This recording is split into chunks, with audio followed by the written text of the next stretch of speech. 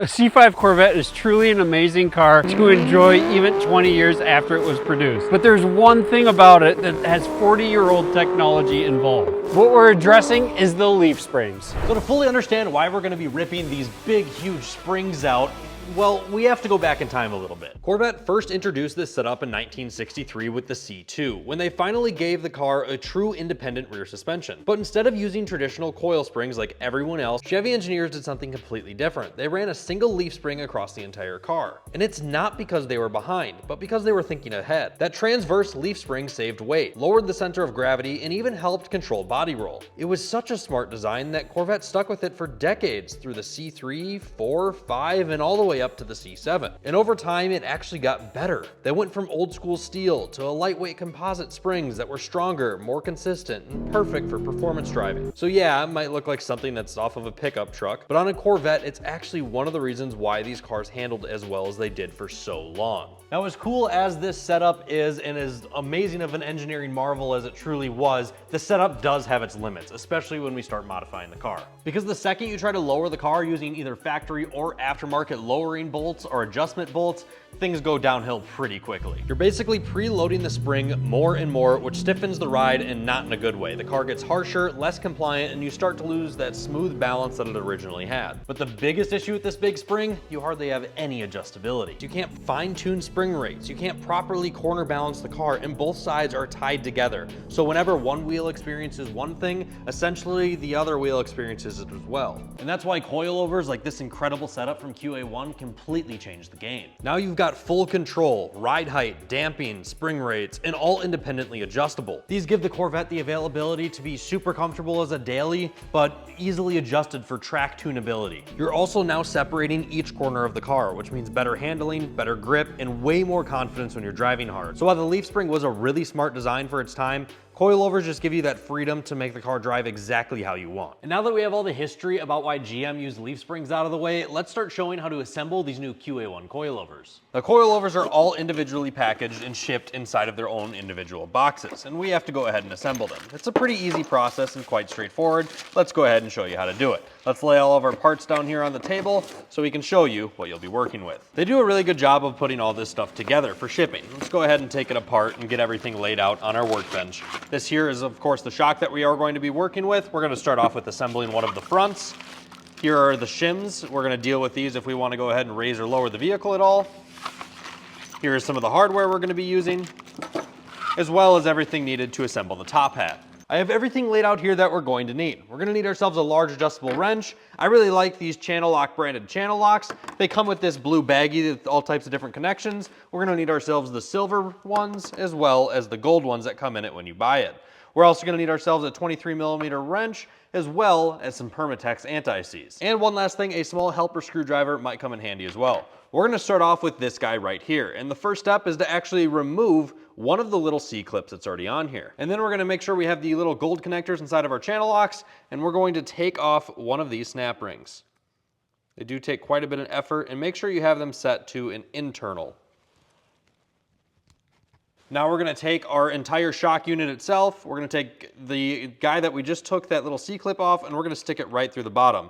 This is a really tight fit, so it might take a little effort and a little bit of movement to get it in there, but ultimately it should slide in right through the bottom, so we have that center bushing or bearing lined up perfectly with the bottom of the shock.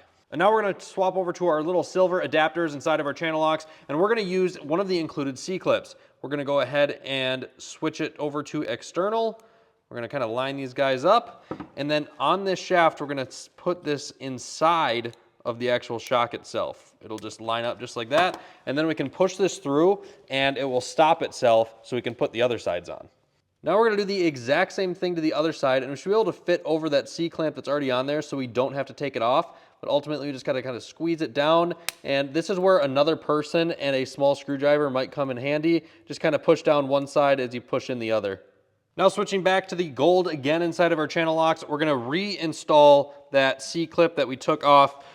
Definitely a lot of pressure under this one, and it takes a little bit of maneuvering to get on there, but just like that, should ultimately be 2 C-clips on the outsides of this guy, the 2 that we installed internally. This thing should be rock solid. That's our base that installs into the car. Now we're gonna go ahead and pull the shaft all the way out of the shock itself, and then we're gonna turn compression up as high as it will possibly go. Then we're gonna open this baggie here. This includes some shims that we're gonna talk about in just a second that allow us to adjust the ride height based on what we're wanting to do. It also includes this guy, which is our rubber bump stop. We're gonna take off this nut that ships on here from the factory. Don't set this aside or lose it because we will be using it again. We're gonna set that there and then put our bump stop on right over the top of it and kind of give it a nice pull over those threads, just like that. And then I'm gonna remove this sticker, but be sure to actually pay attention to it because this is that Permatex anti-seize that I said that we're gonna need. I'll have a link to it down in the description below. We don't need this sticker on here, but this is just a reminder that you need to be able to use it. And all we're gonna do is take that anti-seize and from about here to here, we're just gonna do one line.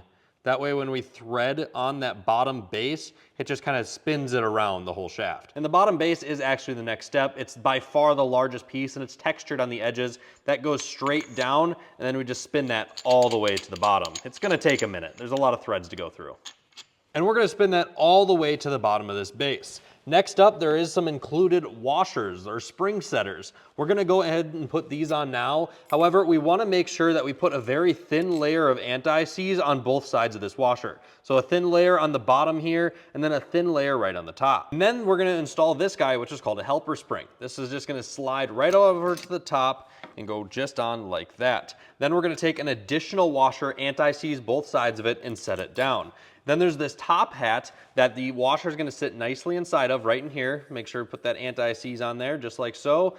Both sides of this washer, I do need to lift this washer up and kind of get the underside, get some anti-seize in there as well. And then we're going to slide that down over the top just like so. Next, I find it easiest if we put this nut on and spin it all the way to the bottom. We want to go as far down as we possibly can. And once we have that to the bottom, we're going to go ahead and put our QA1 spring on. That slides right over the top, just like this. And after we have that on, we're gonna take our metal top hat, which goes right on top of the spring, just like so. And then we're gonna take this, which is essentially a double cone. It's threaded on one side and kind of more of a cup on the other. And that goes directly on top, just like this. And we're gonna thread that down. And then what I do from here is essentially take this 1/2-inch wrench or crescent and we put this around the top. And then we're gonna use this 23 on the bottom and we're gonna tighten those together to 31 pound-feet. This also works well with 2 people. Then we're gonna take this little plastic half moon, set it down upright so it has a little bit of movement just like that. Then there's this included spacer. We slide that guy on and that is ultimately what inserts inside of the car. Then I like to just put this together since we're already here and we're not installing these into the car just yet. Put the other half moon on as well as this cup. And that is ultimately what locks into the car, and then of course the nut right on top. Now the way that I just showed you how to put together those QA1 coilovers is intended for a 2-inch drop from the factory. Now my car has been lowered for quite a while, so I had that set up for a 2-inch drop. In the event you only want to do like a 1-inch drop, this is what you go ahead and do. During that section while we installed the bump stop, under the bump stop itself, we install these included spacers. So there's this little chart that's included, as you see on the screen right now. If you look at this chart, it ultimately shows what shims are needed based on how low you want your car to be. And then you completely repeat the exact same process for the other side, and that, ladies and gentlemen, is how you assemble the QA1 suspension for the front end of the C5 Corvette. And if you thought the front was easy, the rear is even easier. We're gonna start by unboxing just like we did up front, getting all of our parts out of the packaging and laid out accordingly, and start with the assembly process. I find it easiest to just actually take off this top hat first. Now, just like the bottom of the front of the car, for the back of the car, we're gonna stick this through, but this time we don't have to remove any of these C-clips because they fit right through it. It's a little bit smaller than it was up front. And then just like on the front, we install those washers on the inside to go ahead and lock it in place. Then exactly the same process as the front, we're gonna take off this sticker and we're gonna apply some anti-seize to the bottom half of this shaft. Then just like on the front, after we apply that anti-seize, we're gonna apply that bottom collar and go all the way down to the bottom. And then just like up front, we're gonna pull the shaft all the way out again and make sure we tighten the C all the way to the right. Now rinse and repeat what we did on the other side. Throw anti-seize down here on this bottom collar. We want to put that washer on over that. Another thin layer of anti-seize around that washer. And then we apply the helper spring, washer and anti-seize on this little cap. And that goes right over the helper spring. Another thin layer of anti-seize on the top of that. Then yet an additional washer, and then some more anti-seize right on top of that. And then we're going to remove this top nut, and just like on the other side, after we have that off, we're going to install that rubber bump stop right under this nut. So take the rubber bump stop. It's easier to kind of pull this little cover down first. Just pull that down, and then rubber bump stop over the top. Once again, little effort, pull that down, and then we're going to put our spring on. Then above that spring, we put the nut on, all the way down to the bottom, just like we did up front. Then the top hat of the spring, and then that whole assembly that we assembled originally, and then we tighten those together, just like we did on the front. Of course, be a little bit careful there. Might be kind of hard to get that one started. And now that we have all 4 of our new QA1 coilovers assembled, let's work on ripping those old dated leaf springs out and getting these beautiful new coilovers in from QA1. We're gonna start off in the rear, and we're gonna go right over here to what I have installed as a lowering bolt. This would ultimately be your adjustment bolt as well if you still have the factory one. I've got a 22 wrench up top and a 22 socket down below. Just gonna go ahead and remove this here. And then I'm gonna do the same thing on the other side. And now we have ourselves a 13 millimeter here, and we're gonna remove the 4 bolts that are holding in the entire leaf spring itself. Now my car has a lowering bolt in it, so this bolt is a lot longer than yours will probably be. So I would assume yours will come out a little bit easier, but ultimately I'm just gonna try to pry this bolt out of that control arm, and the whole spring should come with it nicely. And with a little bit of prying and pulling, that leaf spring comes right on out just like that. Now the rears are so easy that I'm actually gonna attempt to do this without taking the wheels off. I've got myself a few extensions here, and if I just kind of reach in between the control arms, I can easily access the top bolts that are holding in those rear shocks. Up top, those were a couple of 13s, just a heads up, and down here, these are 24s. Now, unfortunately, I did end up having to take the wheel off. It must be the C6 guys that get to keep their wheels on for this job with the control arm setup. But ultimately, we need to take the 2 bolts off of the top upper control arm. Those are 19, so we can pull that upper control arm out and then lift that shock up and pull it off of that lower control arm. There just isn't enough room to try to wiggle it out with the wheels on, so let's get to it. Then we just pull out that upper control arm just like this, and we're gonna weasel it around a little bit with our shock. We kind of have to lift up and weasel it around because it kind of gets caught on this lower control arm because it wraps around it. So you just kind of pick up and turn around and try to get the thing to drop out of there, just kind of like that. And here you can see the side-by-side compared to the factory Z06 shock and the QA1 coilover. And going in with the new QA1 coilover is the same process as taking out that old shock. Just ultimately try to get over that hump, line it up in here, and yeah. Get it lined up with that bushing and get that control arm back in place, just like that. And we're just gonna put our lower control arm bolt in right through that new coilover, use the same factory one. Now we have a jack below the bottom of the control arm, and we're jacking up, that way we can get the top bolts in for our coilover. Now what we wanna do is put the bolt and then go through the QA1 and then do our washer and then go into the car is what we're trying to do here. So ultimately just use the jack to guide yourself in, get these in, and we're good to go in the rear. Let's head to the front. Now it's time to start working up front. I do need to mention, I have some other projects going on right now. I just replaced my steering rack, so I do have some other stuff that's taken apart right now that is not related. However, you do need to remove your sway bar. And ultimately, you just need to take out one end link on one side, as well as the 4 13 or 15 millimeter bolts, I can't remember what size, and drop the whole sway bar down. You can just hang it down on one side just like I have here, and that's the only thing that I've done outside of what I'm gonna show you. Now I have to start working on removing the leaf spring from the front of the car. I'm gonna go ahead and mark these right here because these are the camber alignment bolts on the lower control arm, and we have to take that out. And now that I have both of those marked, I'm gonna take out these lower control arm bolts on both sides. They're 21s.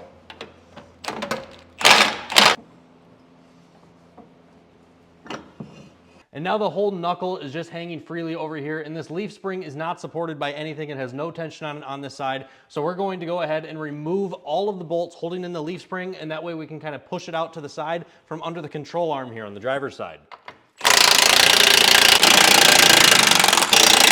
I just accidentally ran into a small safety concern. Just make sure you guys are cautious and don't accidentally do this as well. As I was removing those bolts, the end of my leaf spring was just barely touching on the bottom knuckle or the bottom ball joint on the lower control arm there. So there was still tension on it. I ended up using a pry bar against the bottom subframe to hold it up. But just be cautious, make sure the leaf spring is not touching over here. You do not want that tension to potentially snap on you because there's a lot of it. Now, after we finally get that leaf spring out, all we have to do here is essentially take off a couple of 13s that are holding on the bottom of the shock, and then we're gonna take out the upper control arms. These are 15s.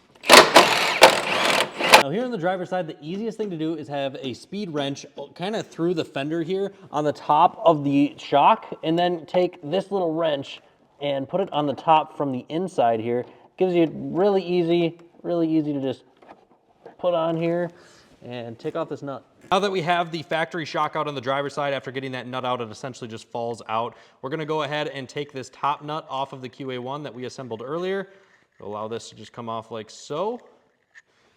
And then we're gonna take the halfway through, so you want this like half moon and this piece, you want these to go on the top, and then this is what we're gonna enter from the bottom, this whole unit right here. On the bottom half of the QA1 coilover, there is this little silver ring that is essentially gonna sit halfway through the top side and halfway through the bottom side. There might be a little filing required, but with a little tap of a hammer, it might also go through. Let's give it a shot. A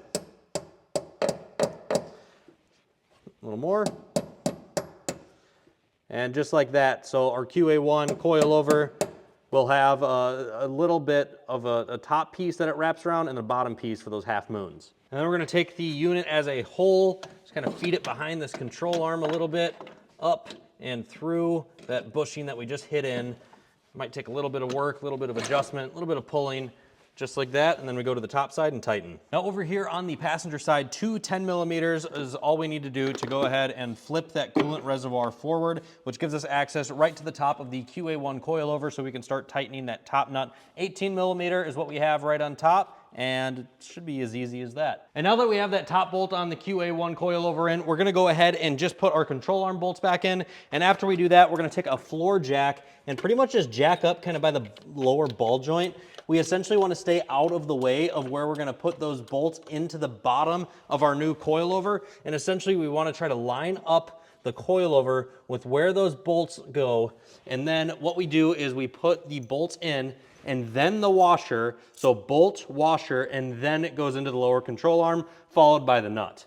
So bolt, then we throw our washer on, and then it just goes straight through just like that. And you do that on both sides and then tighten them down from the bottom. Now, if you have a little bit of Gumby in you, you might be able to adjust the compression and rebound without even lifting the car up.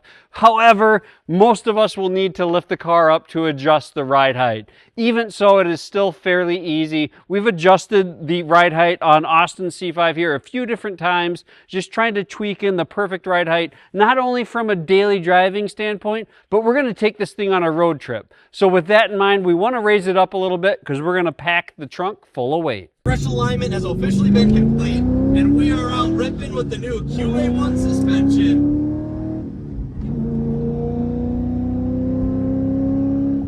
Wow, this thing grips like it never has before, and the first thing that I noticed after driving this car is how much better it goes over bumps. Now I can feel how it actually has individual adjustment while running down the road versus feeling like something I feel on the right side takes such an aggressive toll to the left.